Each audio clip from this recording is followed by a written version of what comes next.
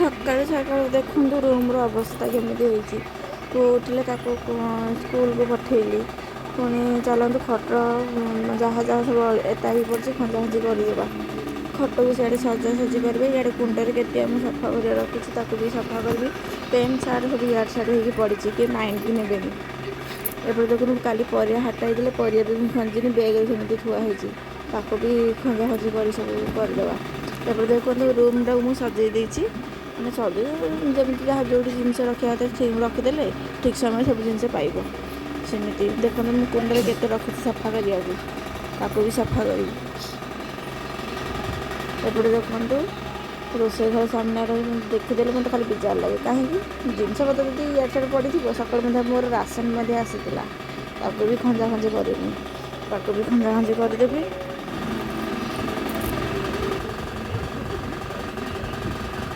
ଏଇଠି ମୁଁ ବ୍ଲଗ୍ଟା ଷ୍ଟାର୍ଟ କରୁଛି ଦେଖନ୍ତୁ। ସେପଟେ ମୋର ଭାତ ବସିଥିଲା, ଏପଟେ ମୋର ମାଛ ଆସିଥିଲା ଆଜି, ମାଛକୁ ମୁଁ ଆଜି ଭାଜିବି।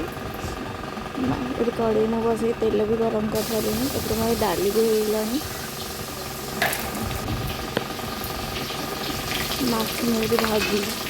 କାହାକୁ ମାଛ ଭଲ ମୋତେ କହିବେ ଯେ, ମାଛ ତ ସମସ୍ତଙ୍କୁ ଭଲ, କିନ୍ତୁ କାହାକୁ ବେଶୀ ମାଛ ଭଲ, ଚିକେନ୍ ବି ମଧ୍ୟ ଭଲ ହେଇଥାଏ। କାହାକୁ ମାଛ ଭଲ ମୋତେ ଗୋଟେ ଗୋଟେ ଜଣଙ୍କୁ ଚିକେନ୍ ଭଲ, ମାଛ ଭଲ ମାଛ ତ ନଥାଏ। ସମସ୍ତଙ୍କୁ ଭଲ, ମୁଁ ଏଠି ଖାଲି କ'ଣ ଗୋଟେ କହି ଗୋଟେ ଜଣଙ୍କୁ ପକାଉଛି, ମାଛ ମୁଁ ପୁରା ଭଲ ଭଏସ୍ ଓଭର୍ ଦେଉଛି।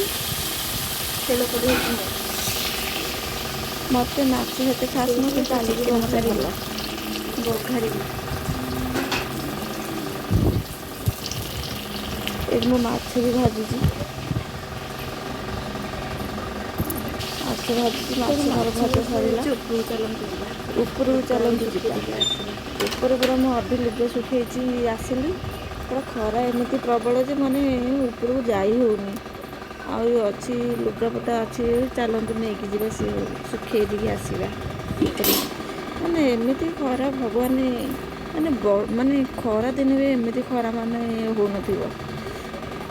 ଛାଡ଼, ଖରାଦିନେ ତ ଖରା ହେବ, ଆଉ କ'ଣ ବର୍ଷା ହେବ କି? ଆପଣଙ୍କ ସହିତ ମୁଁ ଜୋକ୍ କରୁଛି। ହଁ, ମୋ ଚ୍ୟାନେଲ୍ ଟିକେ ସବସ୍କ୍ରାଇବ୍ କରନ୍ତୁ ପ୍ଲିଜ୍।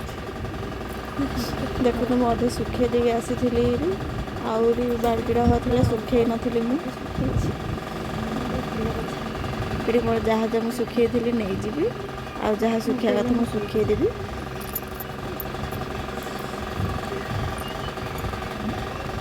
ନା ଛାତ ଉପରେ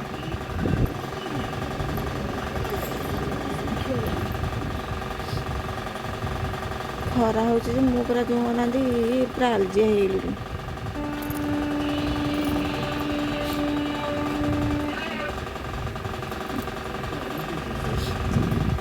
ଖରା ପୁରା ପ୍ରବଳ ହେଉଛି ଯେ କହୁନାହାନ୍ତି, ଉପରକୁ ଗଲେ ମାନେ ଦେହ ପୁରା ମାନେ ତାତି ଯାଉଛି, ପୁରା ସ୍କିନ୍ ପୁରା ତା ହେଇଯାଉଛି, ପୁରା ଫୋଟକା ହେଇଯାଉଛି। ମୋ ମୁହଁକୁ ଦେଖନ୍ତୁ, ପୁରା ଝାଳରେ ପୁରା ମୁଁ ଗାଧୋଇ ପକାଇଛି।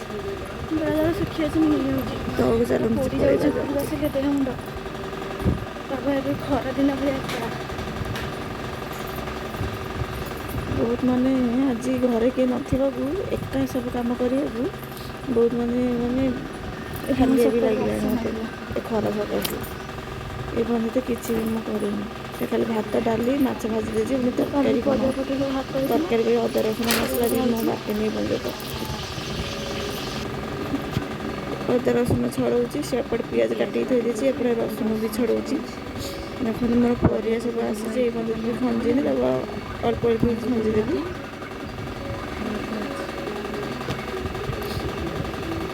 ଦେଖନ୍ତୁ ମୋ ମୁହଁରେ ପୁରା ଏତେ ଝାଳ, ମାନେ ଏତେ ଗରମ ଯେ ଆଉ କୁହନ୍ତୁନି।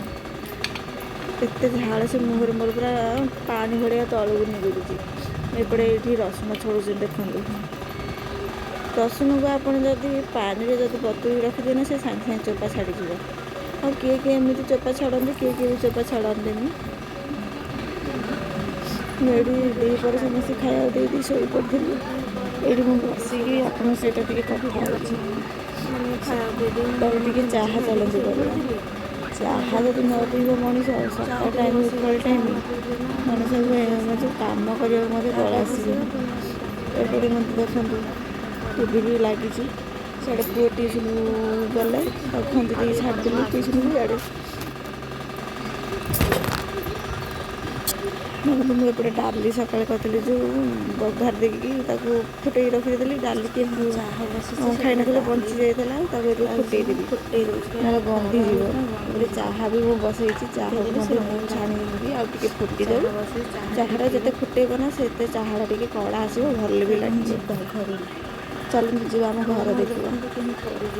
ଦେଖନ୍ତୁ ସକାଳେ ଯେଉଁ ଟାଇମ୍ ସକାଳେ ଯେଉଁ ମାନେ ଯେମିତି ଆବଡ଼ା ଖାବଡ଼ା ହେଇ ପଡ଼ୁଥିବ ଉପର ଟାଇମ୍ ମଧ୍ୟ ସେ ଆବଡ଼ା ଖାବଡ଼ା ହେଇ ପଡ଼ିଥିବ। ପାରିବି ତାକୁ ଏଇନେ ସଜେଇ ଦେବ ଚାଲ। କେତେ କାମ ଅଛି। ଲୁଗାପଟା ଖରାରୁ ଯେଉଁ ଆଣିଥିଲି ତାକୁ ଭାଙ୍ଗିକି ଥୋଇବା। ପରିବା ପତ୍ର ବି ଖଞ୍ଜି ଦେଇଛି। ଏପଟେ ଚାଲନ୍ତୁ ଆମ ଘର ଦେଖିବା। ମୁଁ ନାଇଟ୍ ଲଗେଇଦେଲି ପରିବା ପତ୍ର ସବୁ ମୁଁ ଖଞ୍ଜାଖଞ୍ଜି କରିଦେଇଛି। ଘରେ ବି ମୁଁ ପୋଛି ଦେଇଛି କାଲି ଯେହେତୁ ଅମାବାସ୍ୟା ପୂଜା ହେବ। ଏପଟେ ଆମର ଠାକୁର ଘର ଦେଖ ଠାକୁର ଘର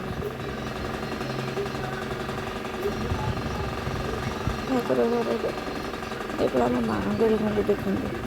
ଆମ ମାଆଙ୍କ ରୁମ୍ ନା ଯେତେ ତମେ ସଫା କର ନା ସେ ପୁଣି ଯେଉଁଟାକୁ ସେଇଟା କାହିଁକି ଏଇଠି ପିଲାମାନେ ବେଶୀ ଖେଳୁଛନ୍ତି ନା ପିଲାମାନେ ଯେହେତୁ ଖେଳୁଛନ୍ତି ପିଲାଙ୍କୁ ଆଉ କ'ଣ ଲାଗେ ଯେଉଁଟା ମନ ଇଚ୍ଛା ହେଲା ଘାଣ୍ଟି ପକେଇଲେ ଯେଉଁଟା ମନ ଇଚ୍ଛା ହେଲା ଫିଙ୍ଗି ପକେଇଲେ ସେମିତି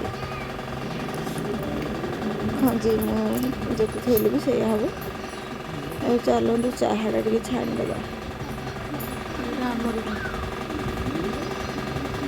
ଚାହା ମୁଁ ବସେଇ ଦେଇଛି ଇଆଡ଼େ ବି ଡାଲି ବସେଇ ଦେଇଛି ଫୁଟିକି ସେ ଚାହା ଶୁଖିଯିବ ନହେଲେ ଡାଲି ବି ହେଇଗଲାଣି ଫୁଟେଇ ବନ୍ଦ କରିଦେବା। ଚାହା ଚାଲନ୍ତୁ ପିଇବା। ଏପଟେ ଚାହା ପିଇ ପୁଣି ଆଉଥରେ ଆସିଲି ଖଞ୍ଜି ମାନେ ଉପରୁ ଯେଉଁ ଶୁଖେଇଥିଲି ଲୁଗାପଟା ତାକୁ ଭାଙ୍ଗିଲି ଖଟଟାକୁ ଆଉ ଟିକେ ମାନେ ତାକୁ ପୁଅ ଯେହେତୁ ଶୋଇଛି ଛୋଟ ଛୁଆ ନା ସେ ମୁତି ଦେଉଛି ହେଲା ଯେହେତୁ ମୁତି ଦେଉଛି ତଳେ ପୁଣି ଆଉଥରେ ଜରି ପକେଇକି ପୁଣି ଆଉଥରେ ଯେ ତାକୁ ପାରିକି ରଖୁଛି ବାଏ।